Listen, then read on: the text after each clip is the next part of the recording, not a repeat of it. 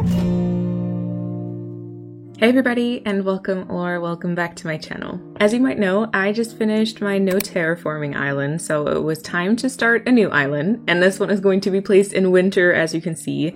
Now, my theme name, I think, is going to be a frosty winter forest. That's kind of the idea that I have, so I really want the vibe to be super serene and calm and clean, and lots of landscaping, essentially. Lots of landscaping, lots of waterscaping. One thing that I do want to have on this island is a giant lake, and so for all of those vibes that I had in mind, it was time to build an entrance today. You will see me struggle a little bit here and there. I really went into this not really knowing much of what I wanted to create, so I'm taking away pieces of the cliff again, and also waterscaping and everything. It wasn't the easiest, but I still had fun, and I do like the outcome, so I hope that you enjoy this.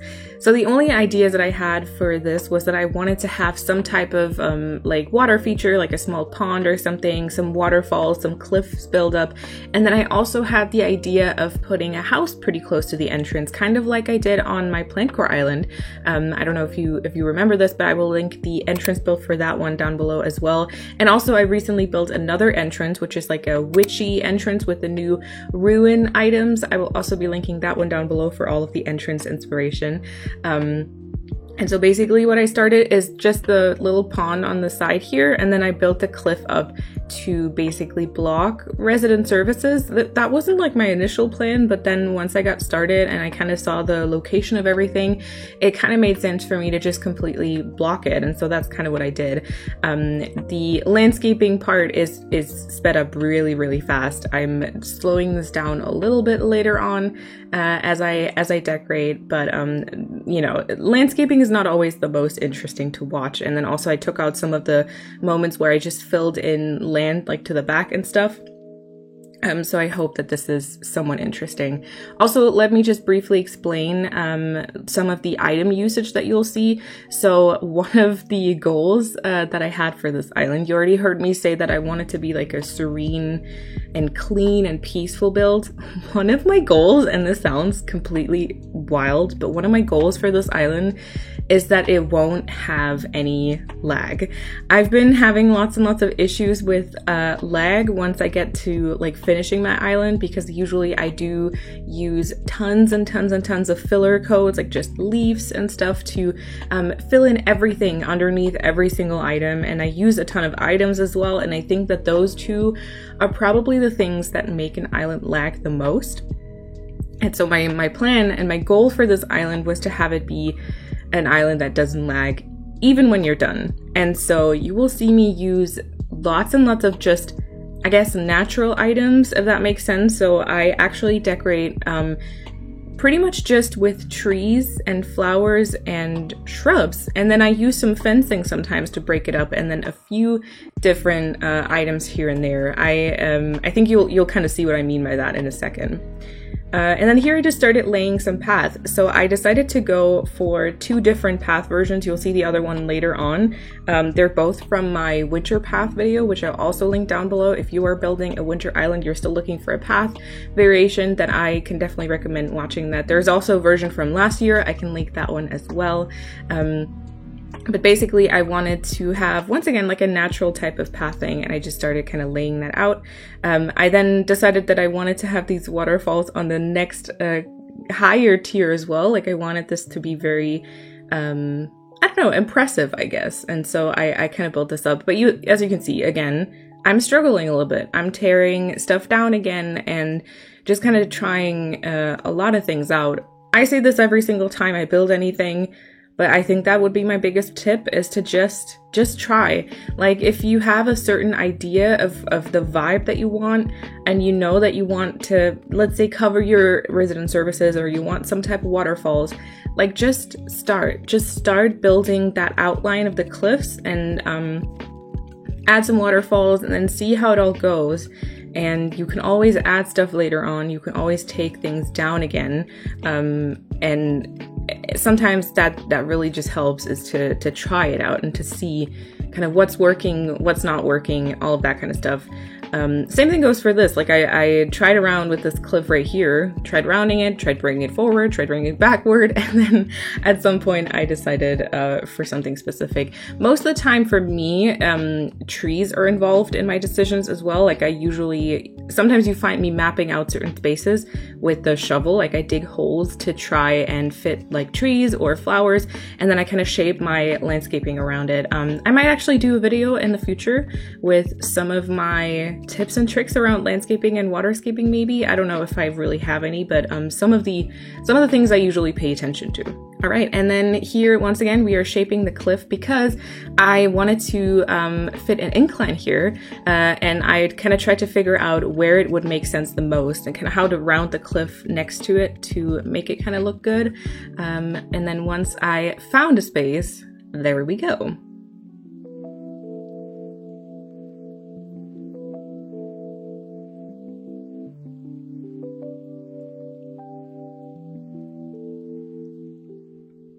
All right, and then let's go and lay down the pathing. So obviously from the entrance, I wanted it to connect to this incline. And then by that time, I had also kind of decided to close off the cliff that you go onto with the incline to the left. And I basically just wanted it to be like a one-way street. So you go up, look at whatever's there, and then go back down again. So I knew that the path also had to continue on the right-hand side of the incline. And I don't know if that made any sense, but that's basically what happened in my brain. And so I just kind of, started laying it out. As you can see, I also put down some trees already. I do want this to have a foresty vibe, even though I do want it to be like clean and kind of serene and stuff. I do want it to be overgrown still. I think overgrown might be like my style. I think all of my islands so far have just been overgrown and very full. And that's still kind of something I do want to create. And then, I'm laying the path around these trees. Sometimes they can really, really help. Also, I decided that if ever there is something special happening, that sounds really weird, but basically I'll be placing a bench down here, and I decided to always put this like snowy path underneath because it kind of looks like a snowy patch, which is quite cute. And then we were starting pretty much with the decorations. I cannot begin to describe how much fun it has been to just decorate with shrubs and fencing and flowers. It's so nice. It's so much fun because I don't overthink like what type of items I want here and there. Of course, I do still overthink about what flowers to put where and what fencing. You can see that little fence display in the back right corner that I made to figure out which ones I even liked in winter time. But it's been so much fun. I actually started doing this on my no terraforming island called Offline, and I started like filling a lot of the space with just forest, like trees, flowers, and shrubs. And then I started breaking up the green because that was placed in like spring. I started breaking up the green with like the stone fencing, and that was so much fun that I've now like continued just doing that, and it's been really a lot of fun. And I hope it's not going to get boring throughout the island, but so far I've really been liking it. As you might also be able to tell, I'm only really using 2 different colors. I'm only using white flowers and blue flowers because I do really want this like cold and frosty winter island and nothing like Christmas related. So you won't be seeing any like red. Actually, I don't think I'm using really any red. I started using the holly shrubs later on, but I do think I'll be putting my island, I'll be placing the DA in February, I think, which is when the holly shrubs are no longer in season, which is quite nice because they're just kind of green, And then I started building this cliff up over here because I decided I wanted to fit a house. So from the incline to the right, I wanted room for a house, and so that just entailed a lot of landscaping, of course. And once done, I placed Fang's house here because Fang's house is so incredibly pretty. And then I also started filling up other cliffs. So, I wanted to make this a good shape so that I could fit some trees and then create that like height and depth from the front, which I mapped out like the spaces for trees. And then once I realized that this was not enough space, I climbed down, made the cliff bigger, and then fit a tree. That I do this so often I couldn't even tell you.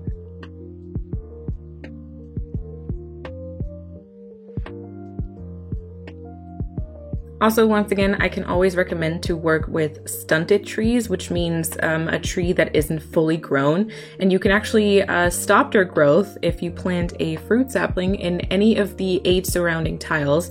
It can be a coconut though. It has to be either one of the 5 fruit, all except for coconuts.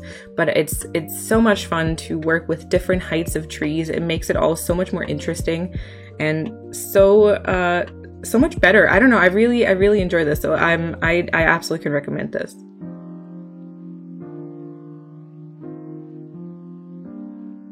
And once again, I started filling this space up with shrubs, flowers, some weeds. I also used this little bunny decoration, which I think is super cute. You'll see later on that you can see this from the, right from the entrance, like from the airport, if you tilt it down, and that's kind of adorable. Some fencing, some log stakes, all that kind of stuff. And then again, lots and lots of flowers. Make it all seem super natural and just kind of overgrown. Like I said, it's been a lot of fun.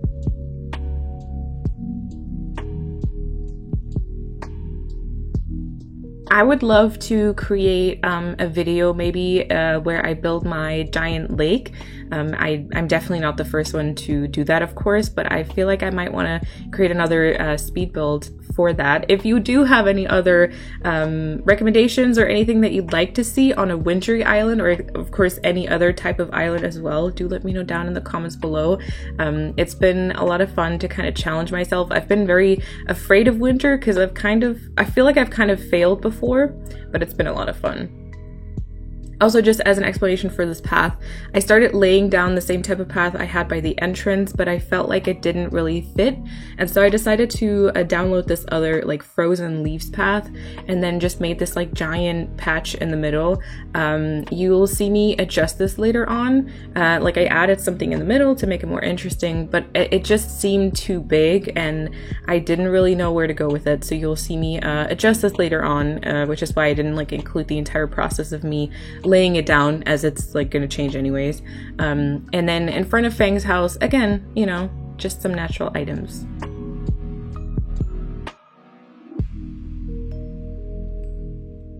I did give him that little log stool in front of his house because I like to always have a space for their photo. Like I always like to have the villager's picture by the house, either like right in front of it or somewhere surrounding it.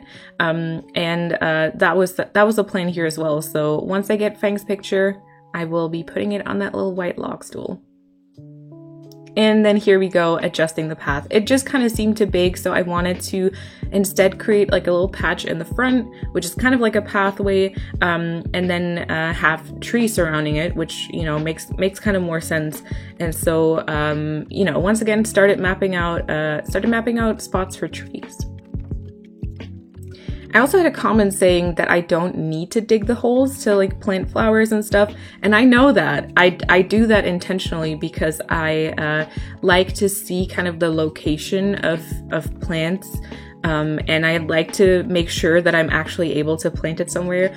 I've had it happen so many times that I stood down in a spot and I wanted to plant like a flower and it just completely went in like a different direction because where I was standing was just like, there was like a design code or there was an item covering it on half a tile. And so I do that intentionally because it helps me map out where exactly I want to place some stuff. But you know, just as a heads up, that is completely intentional. And then I placed this little swinging bench by Fang's house. And then also I decided to later on add some books because Fang does have the education hobby. So he sits around reading quite often. And I did want to kind of include that for him and just kind of put down this like little reading spot. And then let's move on to the, well, downstairs, as I like to call it.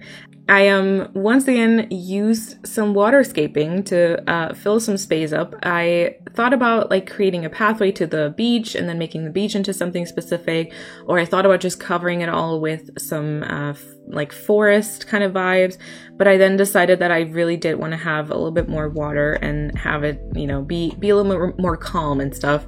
And then I've also decided, it's not really important to this video, but I've decided that my beaches in winter are mostly going to be very basic. Like they're just going to have some palm trees, I think, where I'll shake off the coconuts for the DA, and then just some weeds, maybe some flowers, and then here and there, maybe there will be more of a specific spot, but I think that, you know, the beaches don't really need to be super elaborate for the winter time. And then I started again mapping out some spots for trees. I'm using mostly cedar trees, some hardwood, but mostly cedar because I just feel like that makes sense for like a winter forest kind of theme. And then we are working the pathway around it. So it needed to go past this little pond. So I just decided to work on the like, you know, edge pieces, make sure that it can go past this. And I started then kind of closing it off to the top right here.